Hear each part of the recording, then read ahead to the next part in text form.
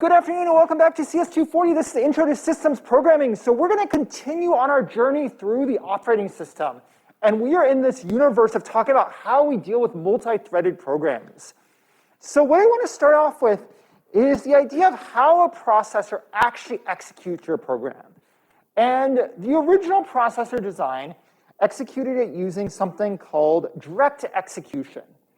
And to just give you context, where we've started is we have this idea that the processor has a program counter and a register, and that program counter is essentially a pointer to a number of machine instructions. And we've done a hex dump, and we know exactly what those machine instructions are. We've seen how a program gets converted into these machine instructions, and essentially the program counter simply dumbly runs the instruction, increments the program counter to the next instruction, and continues on and on and on.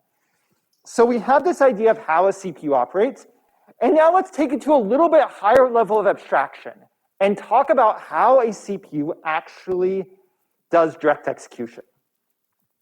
So one thing that a number of people are shocked by is your CPU is actually running your code directly. There's no simulation, the operating system doesn't hold your code's hand while it's actually running.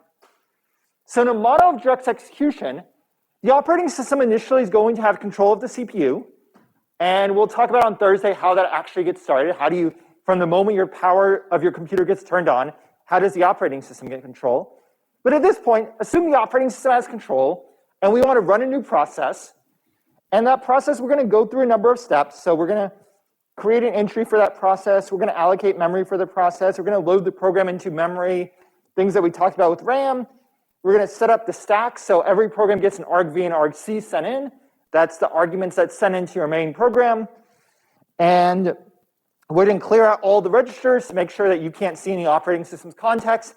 And then we're going to set the program counter to main. And we're going to call your main routine in the C program, and that's the beginning of the universe of your app itself. Every program starts with main, and now suddenly we give up control from the operating system over to your program. And your program's deciding what the next level of instructions are, and your program's going to run for a while, and then eventually it's going to return from main after doing a bunch of work, and then the operating system can free up memory from the process and remove the process from its internal process list of knowing what's going on. Because the operating system's going to do some bookkeeping to know what kind of process they're running on its operating system. So, what I want to know is what's the problems with direct execution? Why don't we, is there anything you see that might be problematic with this model? What don't we like about it? Yeah.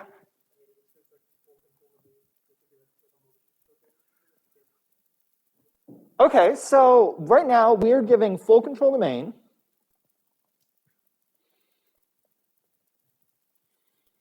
So how much do we trust it?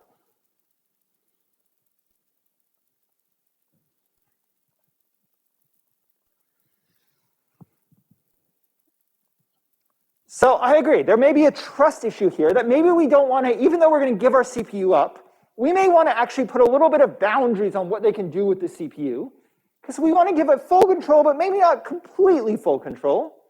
So there may be a trust issue going on here. Okay, so besides just kind of going and accessing all these wild different parts of your system, kind of an access control issue, are there other problems that we have when we just give complete control over to main?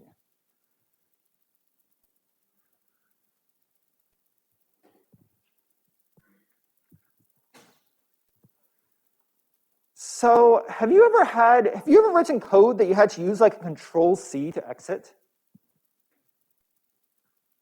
Yeah. So what's usually the result of having to Control-C a program? Say what?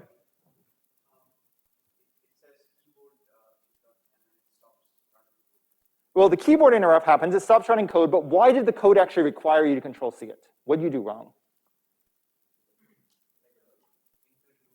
Yeah, usually an infinite loop. So the second thing is, so main may never give control back.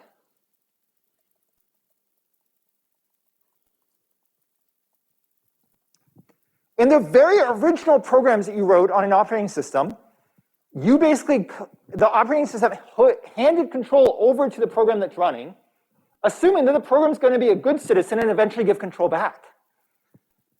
That's not always the case.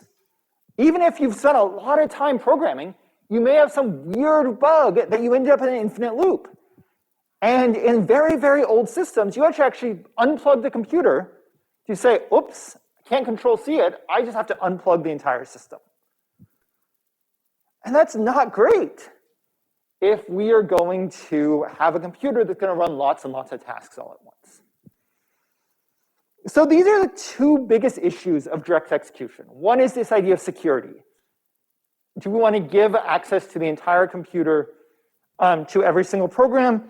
And the two is a program may run for a really, really, really long time. Even if it does return from main, we may not share resources. So there's no idea of time slicing that's happening in a direct execution model. But we do love giving that complete control of the CPU to the actual program itself. We don't want to put a layer in between the CPU and the program, because that's just going to slow things down. So we don't love direct execution. So what ends up happening is the way that almost every modern program runs in this idea that we're going to have protection levels that we build into the operating system. We're going to talk about those protection levels in a second. Yeah, Skander. Yeah. So the clear register is just something that happens in a CPU. So step 5, clear registers. Basically, the idea is your CPU's got some internal registers that are storing some data and some pointers. Whenever you're giving the CPU over to someone else, you want to delete all of the stuff that you have stored in your CPU. So clearing the register just says, I don't want to give you information about the storage I have in my operating system. So whenever you're doing a context switch, which is changing between programs or changing between the kernel and the and the user code, you always want to delete all of the shared memory so that you can't or restore it from the previous state. So one of the most important things, you never want to leak state. Like when you and Lloyd, when the two of you are both running a program on the same CPU, you don't want to see any Lloyd's information. So every time we context switch, we want to clear the registers or at least swap them to their previous state. And those are the registers that we talked about inside the CPU. So if you remember back, we looked at code that had like these EAX things inside of it. Those are the registers that store the state information of your program. So what we have now is we have this idea of protection levels, that we want to protect the CPU, and we want to actually give at least 2 different levels of the access of code that we're going to provide. So in limited direct execution, we're going to actually have the hardware have levels of protection. And what we're going to have is we're now going to have kind of a multi-step swap. So we're still going to do the exact same steps, where the operating system is going to initialize the process. And now we have this idea, this call that's traditionally called a trap call. So the trap call is going to be a one-way call that is going to give us control back to the operating system from our running program. So because the trap is what gives control away from the program back to the operating system, the return from trap is the name of the call that we refer to when we want to give the operating system control back to the process. And when we do this, what we're going to do is part of the hardware of a modern system is when it sees a return from trap call, it's going to go ahead and clear those registers for us to make sure that we don't leak any information. And it's going to switch the mode of the CPU to what we call user mode. So user mode is going to be a special mode inside our CPU that limits access. So user mode limits the CPU access to a specific set of functionality.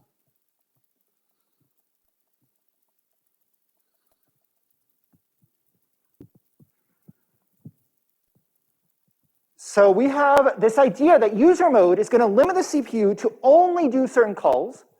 And if an illegal call is made, we're going to say otherwise, the CPU throws an exception.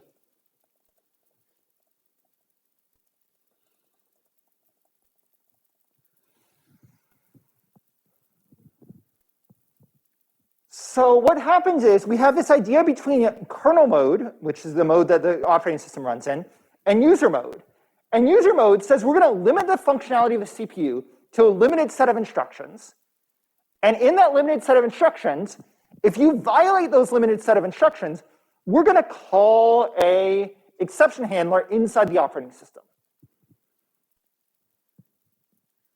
And what this is going to do is it's going to give the operating system the ability to say, hey, this program did something I didn't expect it to do. Should it be allowed to do this? And there are exception handlers of things that are completely okay. So a page fault is an exception handler. If you remember back, a page fault is what happens when a page isn't loaded into RAM and you need to swap it into RAM. That's an exception. That's something that the program needs the operating system's help to handle it. But that also can result in a segmentation fault where the process is actually killed. So a page fault, if a page that you don't own is not loaded in memory, it's not in the page table, that's a page fault because it needs to load in a new page, but that page is not a page you're allowed to load in, so that's a segmentation fault. So we have these things that, while we're not diving deep into all of them, hopefully you're seeing some of these terms come up again and again. Yeah. No, not all exceptions will kill the program at all.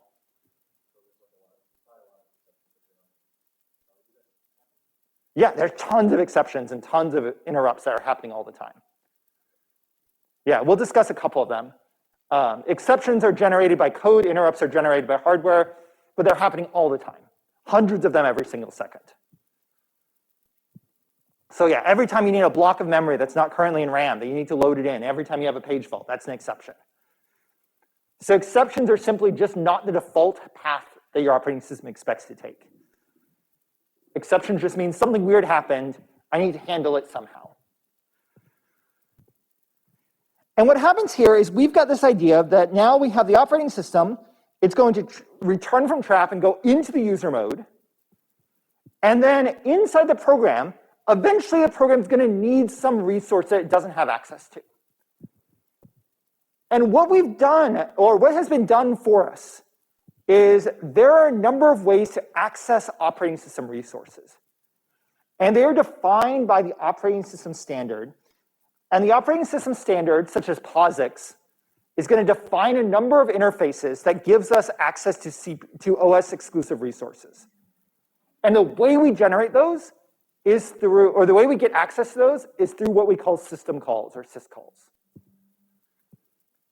So a syscall is something that asks the operating system for a resource.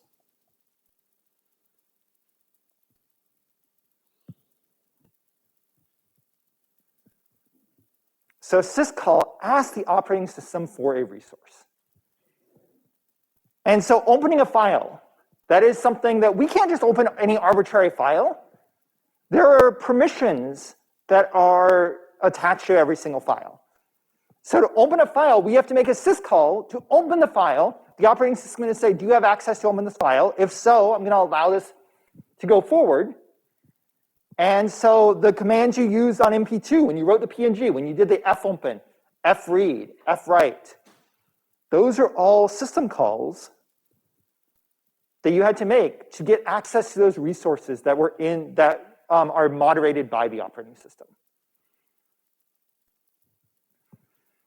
The big idea is a syscall goes into kernel mode, where kernel mode has complete access to everything of your computer. So kernel mode, unlike user mode, kernel mode is complete CPU access to all CPU functionality.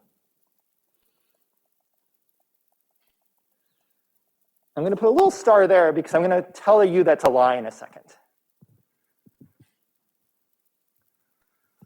But the big idea is now we've got two major levels of protection. We have what's called user mode, which is where all of our applications that we're ever going to write in this class live. And user mode, we have to ask the operating system to get access to things that we don't have, that aren't part of a very specific set of resources that we have. So basically, we can get access to all of our RAM and all of our memory, and simple operation on the CPU that does like conditionals and arithmetic operations. All the basic stuff your code does, it can do without ever having to touch the operating system. But as soon as you're opening a file or calling any system function, that's going to have to go into the operating system. And in kernel mode, the operating system is going to give you access to that kind of stuff. So we have this idea that the user mode is how your program actually runs. And the kernel mode is how the operating system runs. And in user mode, you're locked down. And you have to ask the operating system to get access to additional resources. And we're going to be moving back and forth. And these red arrows, this path from user mode to kernel mode, this trap function, is the most critical piece of an operating system. Because if you can exploit that arrow, you can get kernel access to the entire system. So a lot of exploits try and capture some kernel level access by finding a bug somewhere in the pathway of going from the user mode to the kernel mode. So this code is like the most reviewed code inside an operating system. You want to make sure that that increase of privilege line is absolutely the most secure code possible. That is kind of the most critical part of an operating system. How do you make sure that you can only gain privileges in a way that is absolutely secure, that you can't run an arbitrary line of code?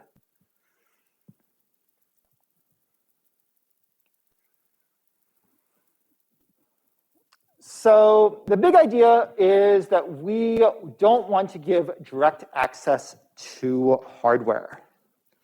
So we're going to design different levels of protection. And I want to actually talk about our dream computer. Then in our dream computer, we have not just two levels of protection, but on an x86 system, we have a few different levels of protection. So we talked about, I'm going to talk about ring 0 first. So ring 0 is actually the name of the kernel mode.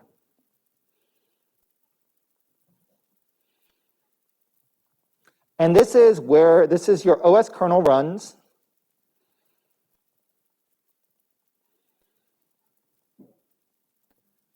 Runs in ring 0. So this is the base level of protection. So we're running the OS running ring 0. In this ring, we have direct access to hardware. There's no page tables or virtual memory.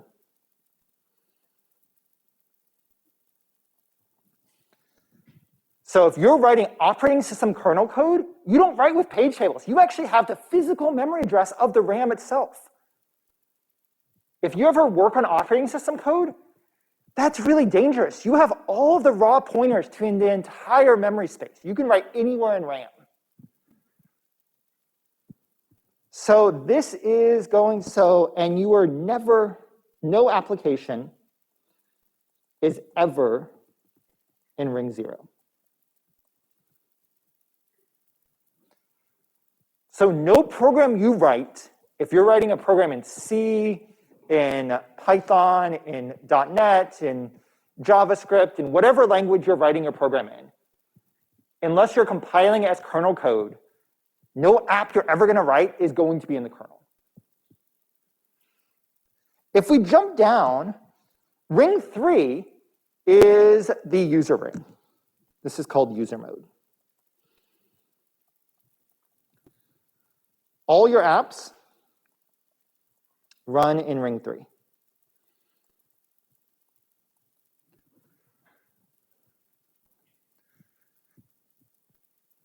So this is the most limited and the most secure ring.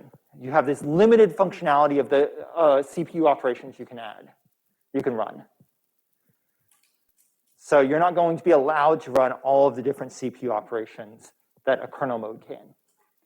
For example, you're not going to be able to replace when an interrupt happens, one of the ring 0 CPU calls is one of the first thing the operating system does is sets up where should the interrupt handlers be located. So what are the pointers that I should run when I see certain interrupts or exceptions? Those are CPU commands that set up what should happen when things go wrong. Sets up pointers to code in the operating system.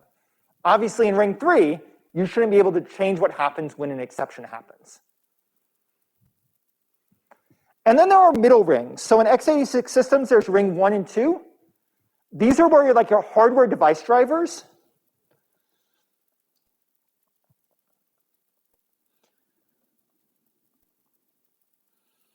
Live in ring 1 and 2.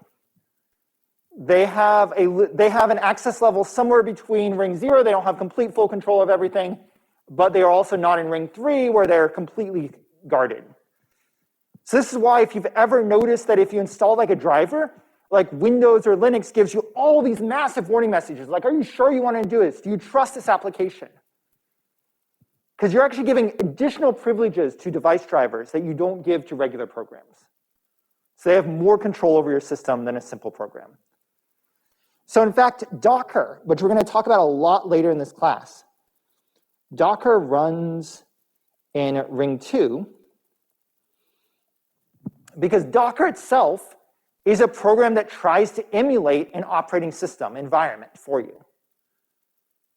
So if you're running on a Mac, we have, for MP3, we have you running things through a Docker container so that we avoid some of the operating system's sort of safety features. So you're actually running in a different environment. You're running, the Docker container itself needs to act like an operating system.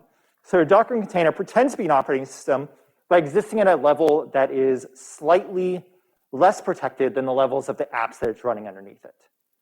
So Docker itself runs as a ring 2 application, then the things that run inside the Docker run as ring 3 apps. So just kind of giving you an idea.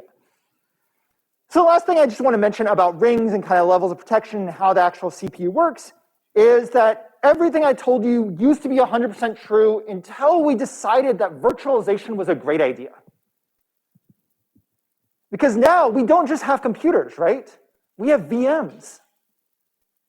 And VMs, what VMs allow you to do is VMs allow you to have one single hardware and then run lots and lots of individual machines or VMs on that hardware. So it looks like we have 3 different individual machines running on one piece of hardware. So what that means is each individual operating system and each individual VM wants to think that it has an entire hardware to itself, but in reality, it's sharing the hardware with 3 other things. So now we have something called ring -1. And there's actually additional calls that allow for virtualization level operations. And we actually don't call the thing that manages virtual machines an operating system anymore because an operating system manages an actual machine. Every VM has its own operating system. Instead, the thing that manages each of the individual virtual machines on a single set of hardware is like an operating system of operating systems. And this thing has a name. This is called a hypervisor. So a hypervisor is a piece of software that manages the operating systems that manage each individual virtual machine.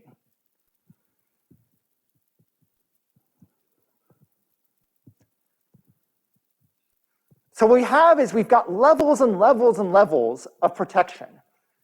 Because the hypervisor should make sure that each individual VM doesn't try and get beyond the resource that's been allocated. So for example, I ran a ton of VMs from Amazon. Like all of the work I do outside of U of I is usually hosted on AWS. It's because I started with them like 10 years ago. I don't know if I do, right now I don't know if AWS would be the decision I would make on which cloud provider to go with, but I'm sort of already there and because I have all this stuff on AWS, What I'm doing is I'm essentially renting a VM from AWS that's running on a big, beefy machine underneath it. And that VM might give me access to just 4 gigabytes of RAM. So the hypervisor is going to prevent that operating system from accessing beyond the 4 gigs of RAM that's been allocated to that particular operating system.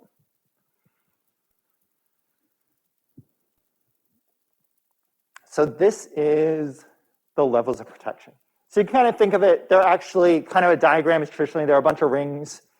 So you sort of have each individual level gets deeper and deeper, limited access. So ring 3 is user apps, ring 0 is the kernel, 1 and 2 sort of exist in the middle, and ring -1 is your hypervisor. Yeah, Aaron. Do VMs use virtual memory? Yes. So yeah, the hypervisor actually has something, they call it the shadow page table, because there's a page table that sort of pages all of the operating system's pages. So yeah, there's this called the shadow page table. You can read all, it gets crazy, because it tries to mimic the page tables, essentially, try and increase efficiency in cache lines. So yeah, shadow page tables are a thing.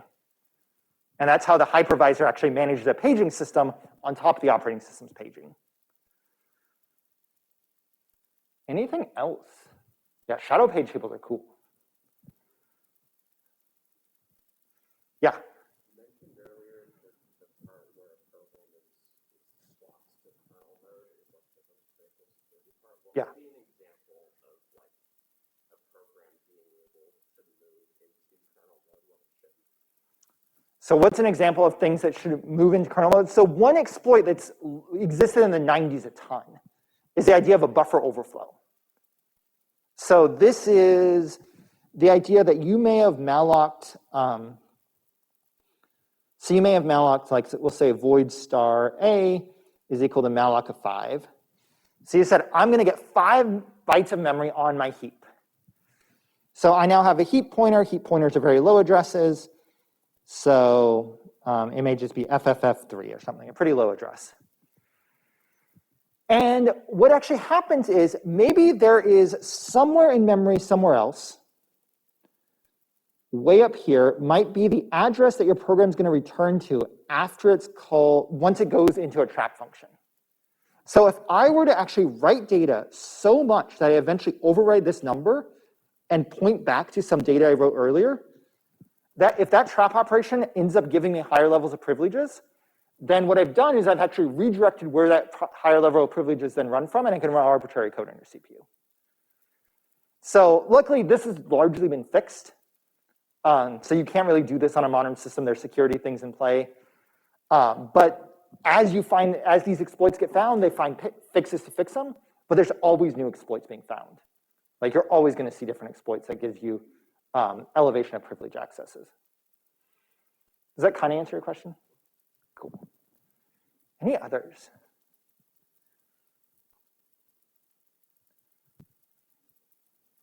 Yeah, Matt. So, like, what would be an example of a hypervisor? Would that be like UWS at Illinois, like how they have virtual machines and like, well, not UWS, but like the software they use to manage those machines, or like VirtualBox, maybe? Yeah, so VMware is like a provider of a hypervisor. VirtualBox is a little bit weird. I mean, VirtualBox, I guess, is technically a hypervisor. It's a little weird because a VirtualBox usually runs the application on your actual computer. So it's usually running, it's probably running as like a Ring 1 application or something. So, but if you install like VMware on an actual, if you install a VMware distribution of their flavor of Linux, it's actually running as a hypervisor that then launches the individual VMs. So basically what EWS is doing, so you guys all have a VM for this class. We're eventually going to be using those. We're going to eventually require you to use the VMs for some of the networking stuff that we do in the second half of the class. So you all have a VM. And those VMs actually run on just 2 individual boxes. So this entire class's VMs is powered by 2 server boxes that engineer IT calls them blades. I'm not sure why they call them blades. But there's basically 2 blades. And these are individual servers with like 256 gigabytes of RAM, like 16 cores. So we have like 512 gigabytes of RAM shared between all of our VMs in here. But each of our VMs, if you were to log into it, I think each of you get 4 gigabytes is the max amount of memory you can use in your VMs. So all of our 52 different VMs that are running on these 2 blades, each only have access to 4 gigabytes. And actually, to launch your VM, you're going to have to go into a VMware sphere and turn on your VM, power it up, which is what the hypervisor is actually doing. So VMware is probably the largest provider of hypervisors that I'm aware of. Does that make sense? Cool. Any others? So we're going to talk a lot more about containerization and virtualization as we get into the second half of the course, as we think about deploying things at a cloud level, at a cloud scale. So we've mentioned how there's this idea that we're trapping to the operating system. How the most important call is that we're going to make these system calls and we need to actually go and give the operating system control so the operating system can do something about it. There are actually only about 3 different ways that we can actually transfer control from our program that's running on the CPU back to the operating system. The first way is system calls. So this is a request for OS resources.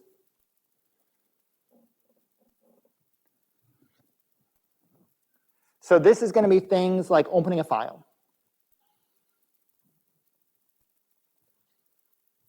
So like fopen. It's going to be a thing like expanding the heap, which you guys all know is now SBRK.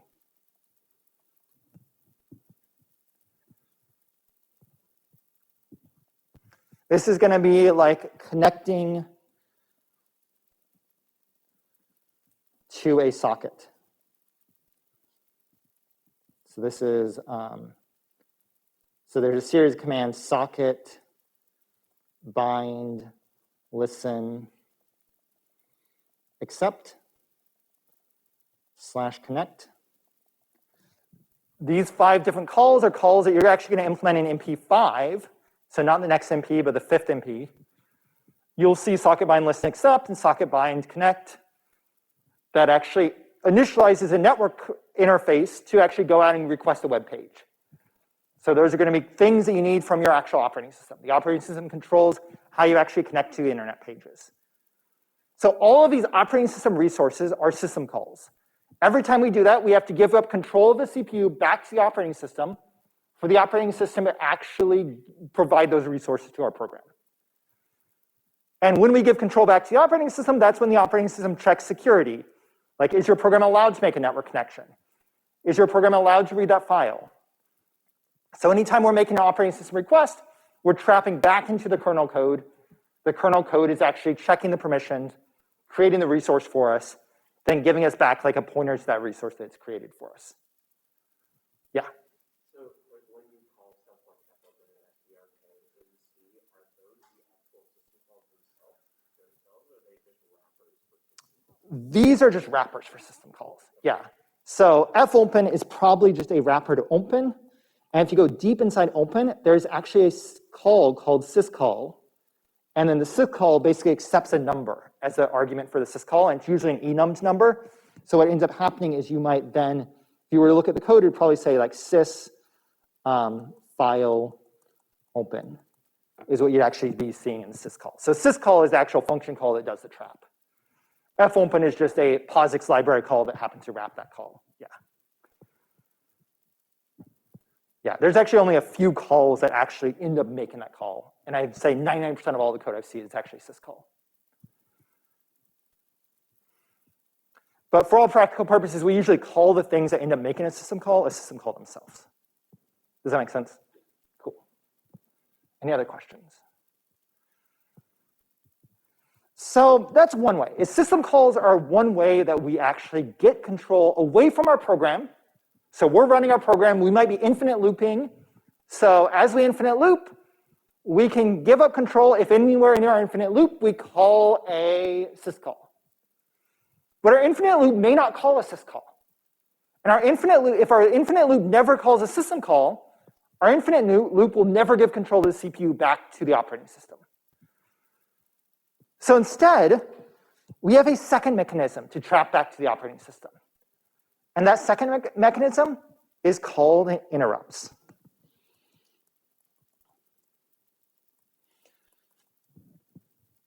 So interrupts are hardware events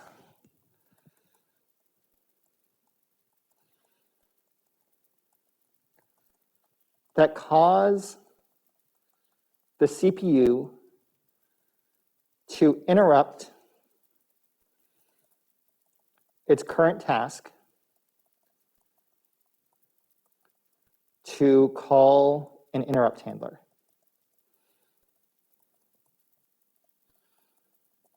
In the OS.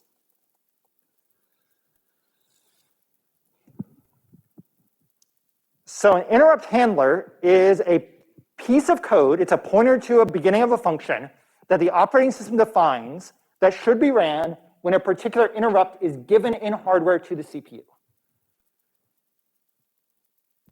So all sorts of different hardware devices have access to interrupt the CPU to say, hey, I need some attention.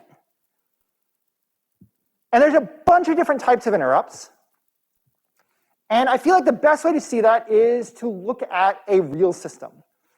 So last year, one system I have is, this is the output of my main server for one of my projects. So one project I did that went like super viral is called 91DVOC.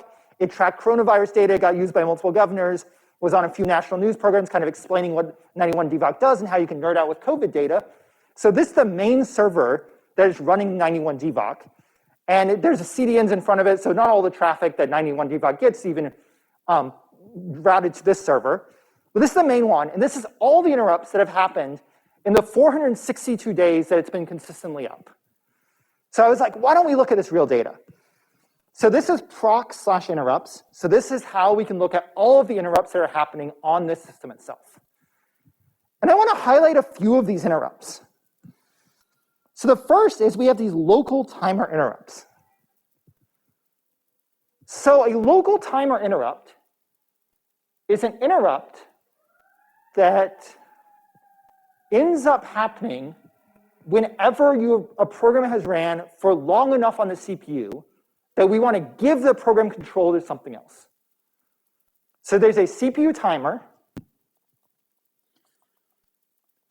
that says, hey, you have been running for 50 milliseconds. It's time for somebody else to get control of the CPU because you've got lots of applications that need to be running at the same time.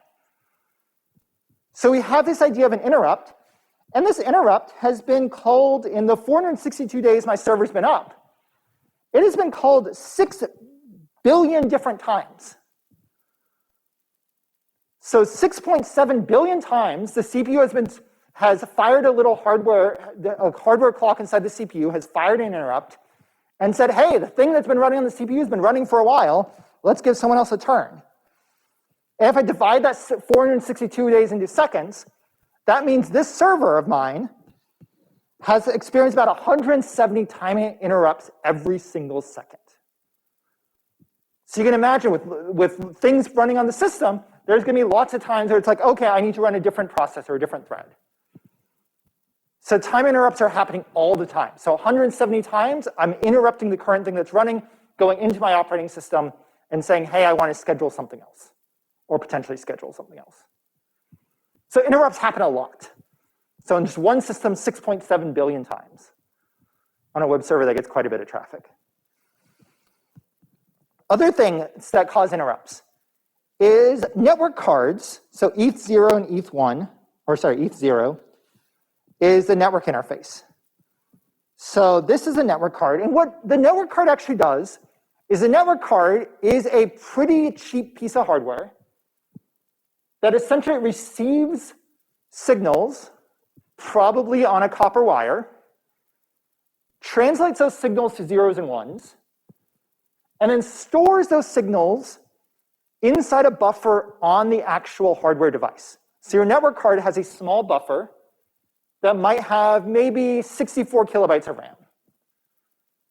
So it can store 64 kilobytes of data inside the network card before the CPU has to come along and dump that into RAM somewhere so that it can then fill up its 64 kilobyte buffer again. Because we don't give direct access to RAM for some random network card. Network card just says, hey, I've got data. I'm going to send an interrupt to the CPU saying, CPU, I've got data that needs to be moved to RAM. And that is an interrupt. And because this is a web server, we expect to see a ton of interrupts over network cards. So these network interfaces has interrupted the CPU 3.5 billion times.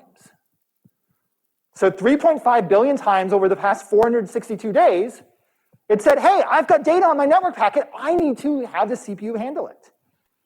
So that is 85 network interrupts every single second. Yeah? Would network interrupts be handled by the driver, like the driver code for the network card? That's actually a really good question. Like, what actually handles it? So this gets really deep into kernel stuff, but at least in Linux kernels, there's what's called the top half and bottom half of interrupt handlers. Usually the bottom half is designed to run very, very quickly. So the bottom half probably just copies into RAM. Then the top half actually does the processing. I'm guessing the bottom half is actually OS code that essentially does copy. And the top half is probably driver code that says, okay, these are actually this type of packet that should get delivered to this program. I'm not 100% sure. But if you look up two halves interrupt design, that's how most interrupt handlers are done nowadays. So you do something very fast, because if you don't copy that data over from that buffer, if you write more than 64 kilobytes to that buffer, you start dropping packets. You're not able to receive that data, because that network card that memory is completely full, and you can't put that anywhere.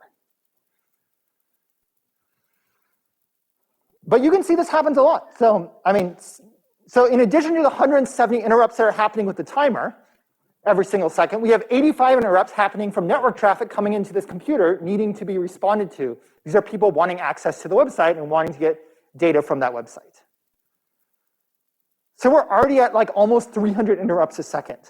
And we've only talked about three different interrupts. I actually don't know why I have two different interrupts here. I don't know if there's two network cards on this device. No idea.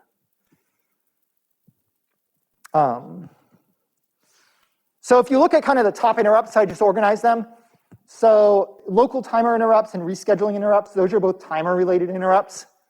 So those are basically saying, hey, CPU, you've been running long enough on a particular thread. So those are the two interrupts that are time-based. We have two networking interrupts. Function call interrupts are, some systems actually will use an interrupt to actually call syscalls. I'm not sure exactly what these things do. I've never actually seen any code that does it, so I have no idea about these. TLB shootdowns. So TLB is translation look-aside buffer. These are page faults that are happening in hardware. So this is memory related. And then ENG management, NVMe, this is hard disk.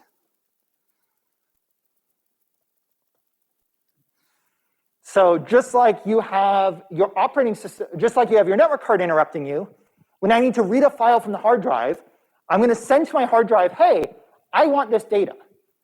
And this hard drive is going to say, I'm going to go get this data from my system. And when this data is available, I'm going to put it into a buffer and notify you when it's ready by interrupting the CPU. So in the days it's running, it's had about 40 million interrupts saying, hey, data's ready for my disk. Go ahead and read this data from the disk. So as different hardware events happen, you have these different interrupts. Another interrupt is every time you move your mouse or touch your keyboard, you're interrupting the system itself. So I think there's probably a few interrupts here. Like TTY is usually your keyboard. So 484 interrupts there. This is a server. Hopefully no humans are interacting with it. So there's a few keyboard type interrupts, but they're pretty minor for this. If you were to look at interrupts on your computer, you might see a lot more I/O interrupts because you're typing the keyboard a lot. So just kind of finish this up to kind of see how interrupts work. The other thing you can do is you can proc how much network traffic has been sent. So like we can actually look at okay, there's been like terabytes of data sent. But kind of what's most interesting is if we look at how many packets have been received this server has received 1.8 billion network packets, which means it receives about 46 network packets a second, which means it takes about 2 network interrupts to read 1 packet of data coming into your computer. So if somebody sends you a request on your computer, this particular network packet, it seems that it interrupts the CPU about twice per packet. So you can see, like, I kind of failed a little bit. Of all of these packets, 299 of these packets got dropped. So on this server, there was at least once where it got too busy that it couldn't even handle all the requests, and that buffer did overflow, and it had to just drop the packet or drop the bytes. I'm not sure if that's bytes or packets. But those were completely dropped. The CPU basically didn't get to the network card fast enough to empty its buffer before enough data came in. So this is obviously a bad situation. Yeah?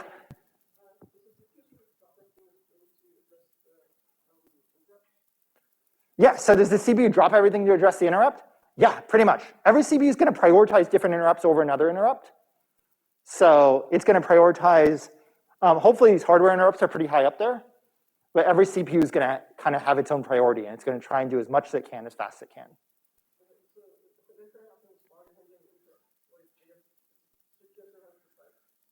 Yeah, so you can mask. So while you're handling an interrupt, you generally do something called masking other interrupts. So you say, hey, don't deliver me another interrupt until I finish this interrupt. Yeah. Yeah, this goes like 6 levels deep, right? So if you're interested in this stuff, this is stuff like 423 covers. So CS 423 is operating system design, and you talk about, like, you actually build interrupt handlers in 423. So if, like, you love this kind of stuff, this is what basically 423 covers for an entire semester. How does the operating system work at this OS level?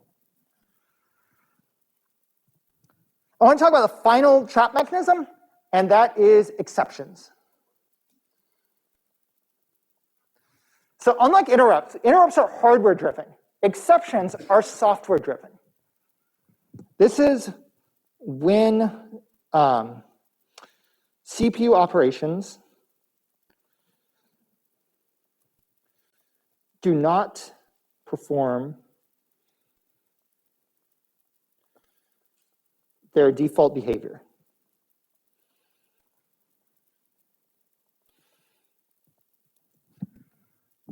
So I think of exceptions as anything that doesn't perform the default behavior.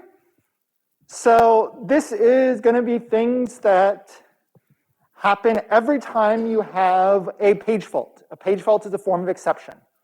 You're trying to access a page that currently isn't loaded into your cache, and because the page isn't loaded into cache, you need a page fault.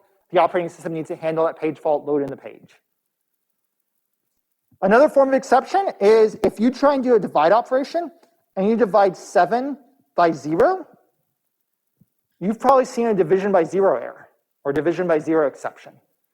That is an exception that happens on the division call. If you divide by 0, operating system doesn't know how to handle dividing by 0. So that is a form of an exception. There's lots of different exceptions that can happen.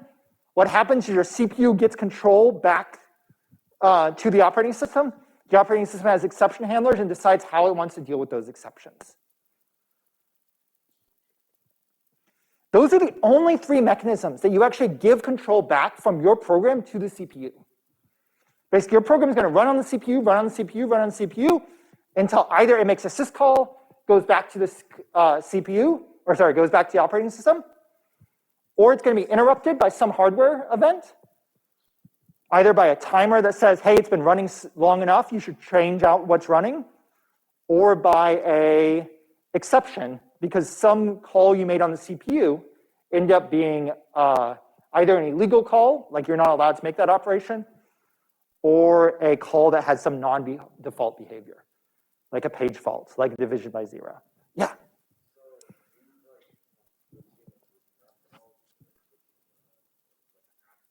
Yeah.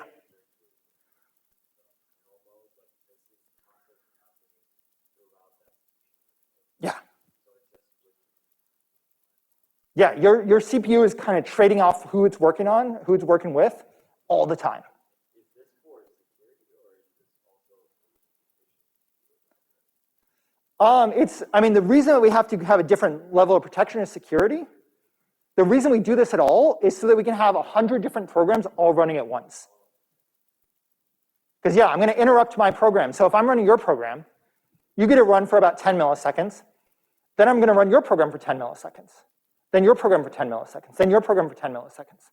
And as to the user, it looks like all 4 of the programs are running at the same time, even though we only have 1 CPU. And it does that through these timer interrupts. So that's how it actually happens. That's how multiprocessing actually works. So when we think about these threads running all at the same time, if we have a thread that's in an infinite loop, something's going to go in and interrupt that thread.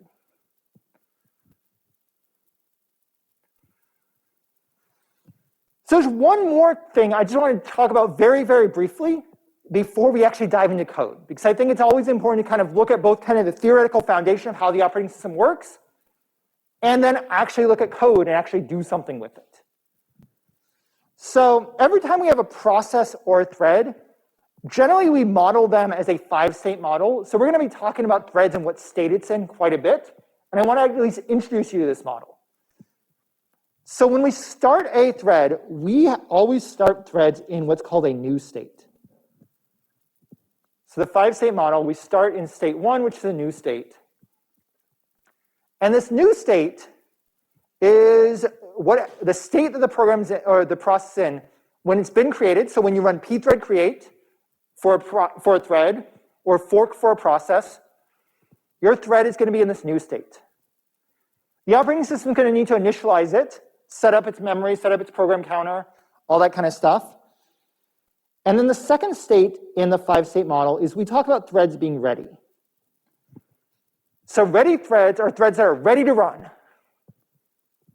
They just need to be scheduled by the CPU. When something gets interrupted, the CPU is actually going to look at all of the ready threads and see which thread should I run next of all the threads in the ready state. When it actually gets control of the CPU, we say it's not ready anymore. We say it's running. So the maximum number of threads that can be running is going to be the number of CPU cores you have. So if you're on a 4-core machine, you can have 4 threads running.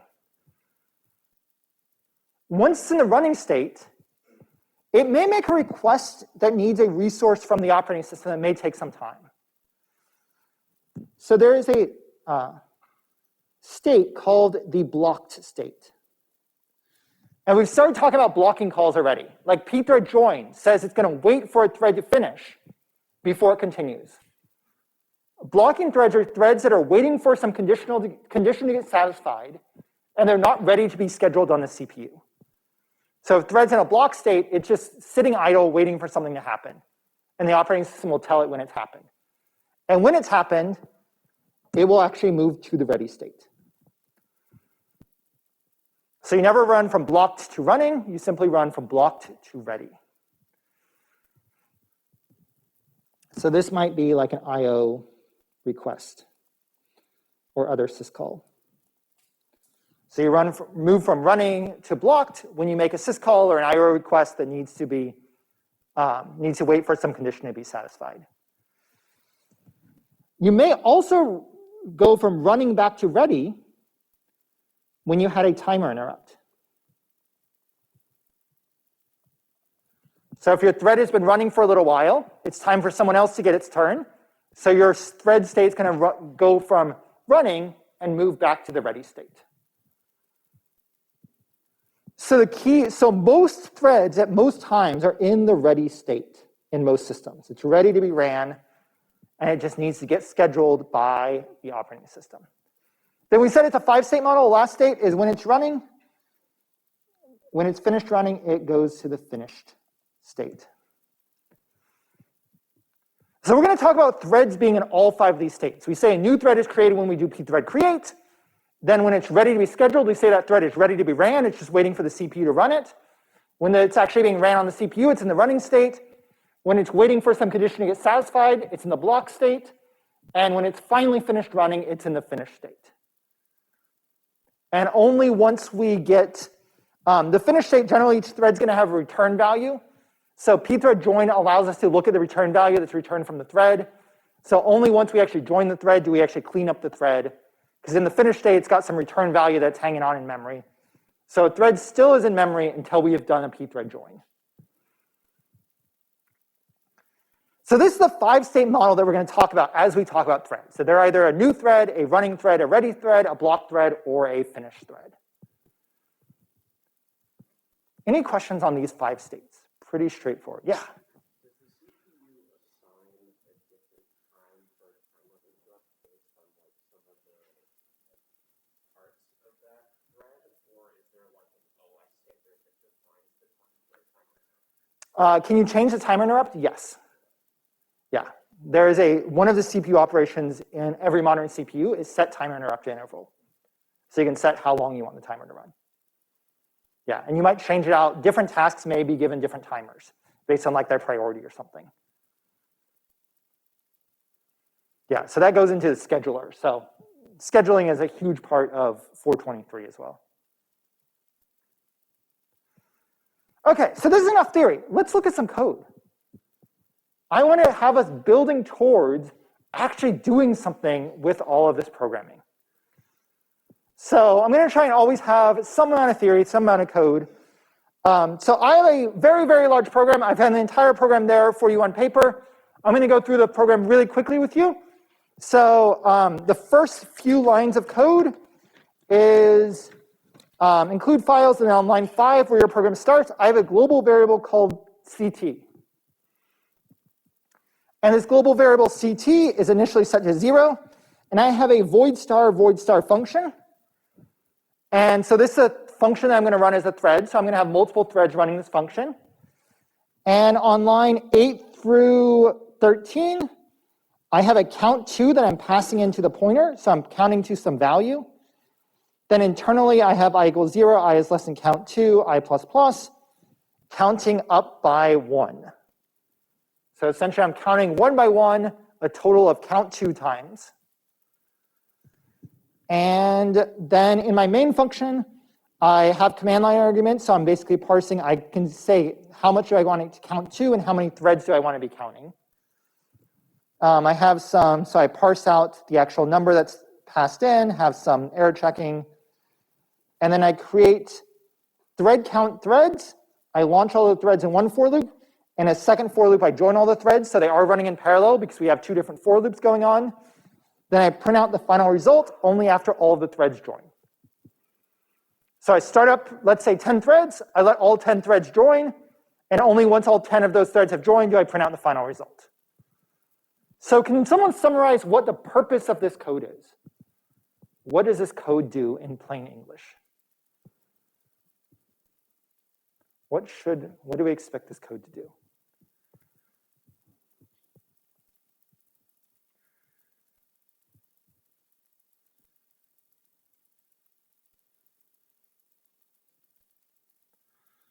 Yeah, Skander. Does it count to the memory address that the thread's on?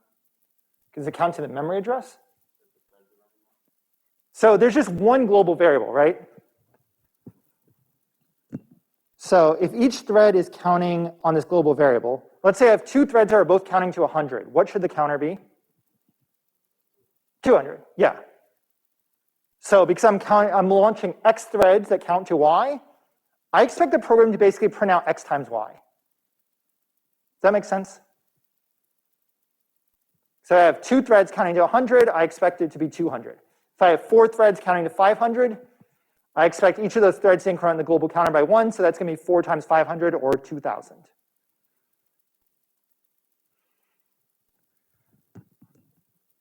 So what do we expect when we run this program? Well, I expect to count to number of threads times the count to. So if I have 2 threads counting to 100, I expect to get 200. Each thread's contributing 1 to it. Is everyone clear on what I'm trying to do with this program?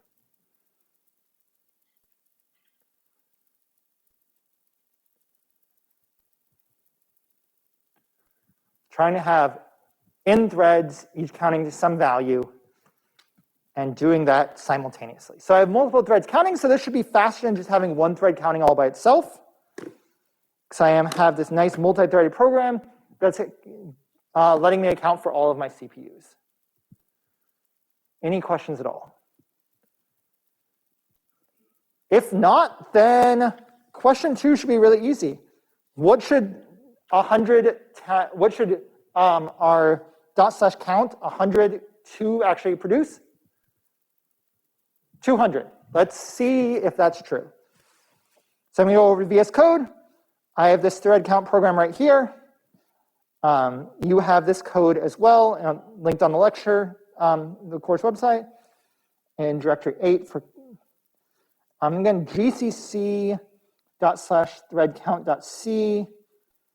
I'm going to call it -o count. I am in Windows, not WSL, so go over to WSL. And now that I'm actually in Linux, I can cd 08 and gcc thread count.c -o count. It complains it doesn't know about pthread, so I need to do -lp thread. Perfect. So now I do .count 102. Final result 200. So this did exactly what I expected it to do. Perfect. Okay, so 116. What do we expect the result to be? Question 3. 1600. Okay, so now we have 16 threads, each counting to 100, and I get 1600. Okay. Now we're going to do something a little different. What if I do 1,000,002? Count to 1,000,000, 2 threads. What should the result be? 2 million. So let's see what we get. So 1,000,002. I get 1,73,558. Yikes. I don't get anywhere close to 2 million. I can run it again. I get 1.4 million. Run it a third time. I get 1.05 million. Fourth time, 1.16 million.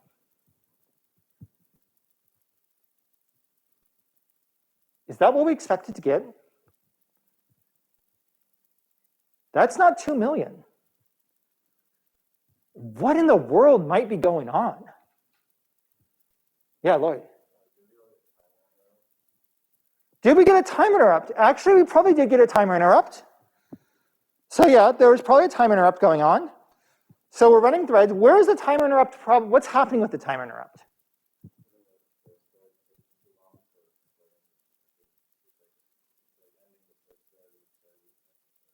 So it's not ending the first thread. So the first thread's counting to 1,000,000. The second thread's counting to 1,000,000. They're both running this line of code 1,000,000 times. One's not getting killed prematurely or anything. We're not killing any threads. But there is a time interrupt. The CPU is running one and then running the other, and then running another one, then going back and forth between running 0, running 1, running 0, running 1, running 0, running 1. Yeah, Aaron.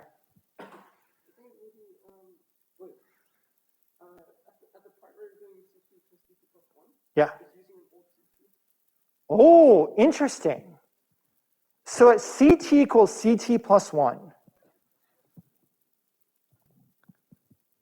Let's think about what the CPUs might have in their registers. So if this CT initially started running and it had the value 0, right? Then this thread ran for a little while and it became 1, and then it became 2, and then it became 3. And let's say then we got a timer interrupt.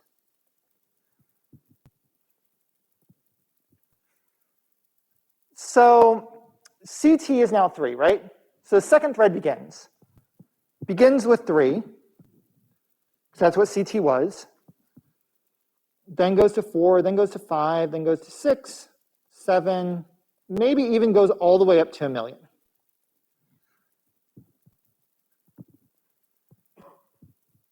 Or let's say, no, not even quite 1 million, because it might have written 1 million back. Let's say 980,000. Then gets a time interrupt. So now we go back to the original thread. Let's say it's already in the middle of an add operation. It's adding 3 plus 1 to 4. What is the result of that add operation when it comes back? What is 3 plus 1? 4. So it's like, okay, I did a 3 plus 1 add operation. So I was interrupted, and now I am 4. I'm 5, I'm 6. All right, now I get to 1 million. Now this thread, it wasn't actually interrupted in the middle of an add operation. It was interrupted sort of maybe at the for loop in the counter, incrementing the counter operation. So now it may actually fetch the new CT. So now it's at 1 million. So it's like, okay, well, it's actually 1 million. So I'll do 1 million plus 1, do 1 million 1, 1 million 2, 1 million 3. And then eventually I have the result of what? Only 1,020,000. Even though we did 2 million add operations, because my thread was interrupted in the middle of an operation by a timer interrupt to let another thread go, I found that that math operation actually wasn't consistent. And in fact, if I run this with 16, I'm going to see there's even more interrupts. And here we only get, even though we're counting to 16, we only get 2.3 million. We will 2.4 million, 2.9 million, 2.4 million, 2.5 million. So we actually lost, what, about 80% of our add operations?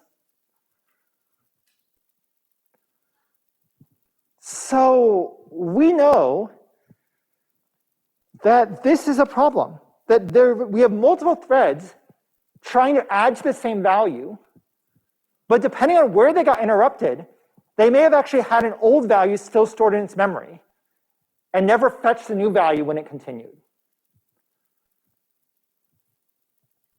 So this is a problem. And this happens because what is this in CT, this line 5, what's happening with this line 5? Is this a local variable or is this a global variable? Global. So every single thread is sharing the same memory address. And what's actually going on here? So we have, I'm going to say we have a shared resource.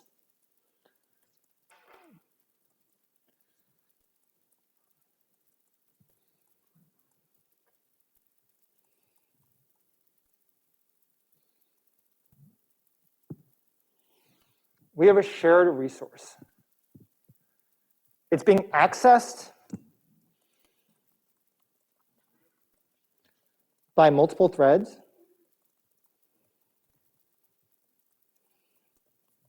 At the same time.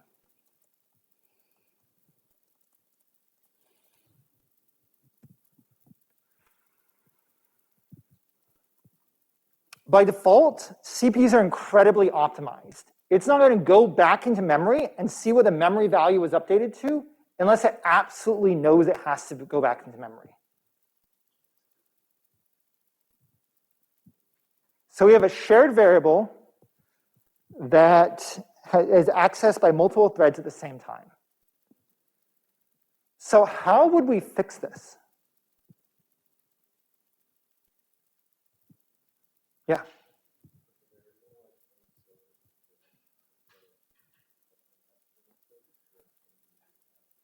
So we could put the variable inside the function itself, and then everyone has their own private copy of CT, right? But let's say there's only one CT. Let's say we only have enough memory to store one CT. Let's say we actually want to work on this together. And say we can't just make it private, because yes, if we could clone the thing and make it and have 16 private copies of it, that would absolutely fix the problem. But maybe we don't have 16 private copies of it. What should we do as programmers? Your thought? Or no? Yeah, go for it. I was going to Oh, that's another solution. We could actually remove the parallelism. We could say, hey, let's just run it one at a time. We can still run it 16 times. We'll just run them sequentially. That would fix the problem. But now we don't get the speed up of doing it at 16 cores all at once. Yeah.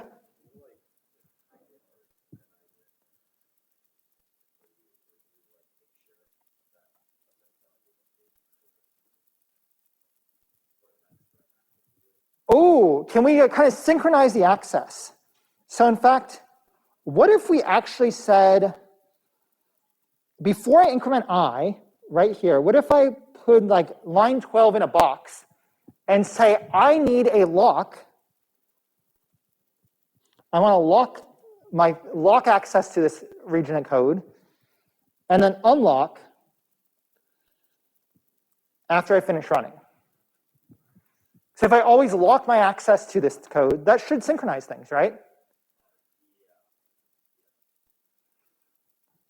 So that's what I'm kind of hearing. So we actually call, as computer scientists, we have a name for the region of code that we need to protect. So every access to a shared region, we call this region of code the critical section.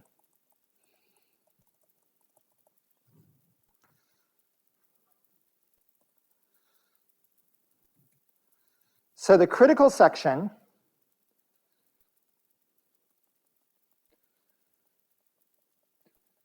is the region of code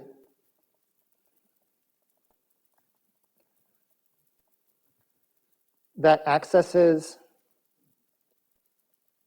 the shared resource.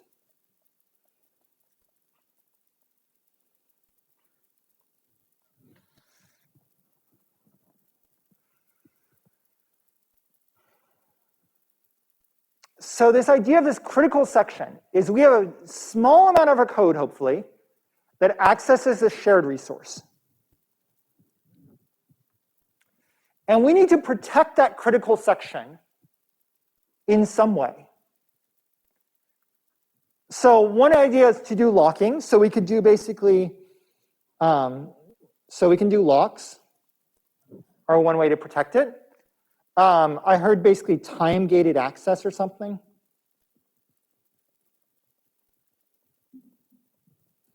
So you're actually only allowed to have access to it every so often. And this is actually how a lot of wireless protocols work. That if you think about radio waves, if you transmit two things over the same radio in the same frequency, you actually just get static. So if you have all these different, we all have different Wi-Fi devices. Our Wi-Fi devices know about what channels it should transmit on and what time. So it uses a time-gated access. In software, we have this idea of locks. And we have other, and I'm just going to say, and we may have other synchronization solutions.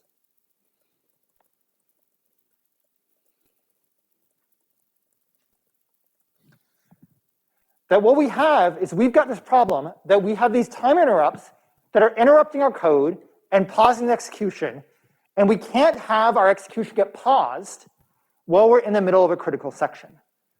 So if we ever do that, then we have this situation where we may have stale data inside our CPU that's in the middle of being processed, and when we actually finish that processing, that stale data is going to then override data that's been processed since then by a different thread.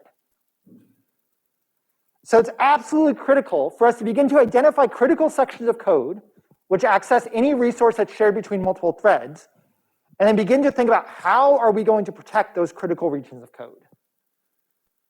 And what we're going to learn about on Thursday is we're going to learn about the first one of these. So we're going to start with the idea of locks and then build out from there. So I'm going to add just one thing to this. The other thing I'm going to add with locks, or down here, is conditional variables.